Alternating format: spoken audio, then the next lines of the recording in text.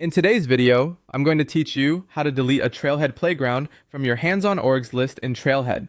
If you have old or unused playgrounds connected to your Trailhead profile, cleaning them up can make your workspace much easier to manage. This is especially helpful if you've created multiple environments over time and want to keep only the ones you still actively use.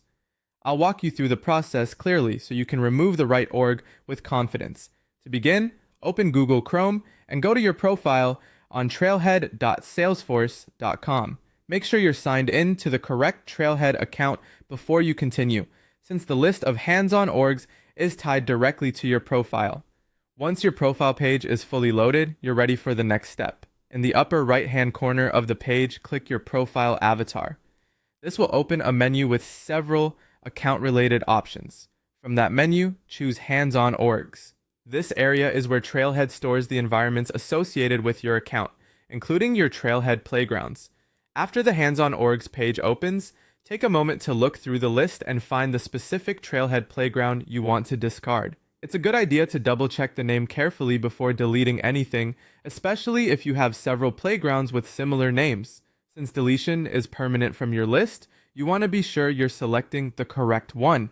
Once you've located the right playground, click the delete button next to that entry. This action tells Trailhead that you want to remove that org from your hands-on orgs list. Be careful at this stage and avoid clicking delete on the wrong environment. A confirmation prompt will then appear. Read the prompt, and if you're sure you want to proceed, confirm the deletion. This final confirmation permanently removes that Trailhead playground from your list. And that's it. Once confirmed, the org will no longer appear in your hands-on org section.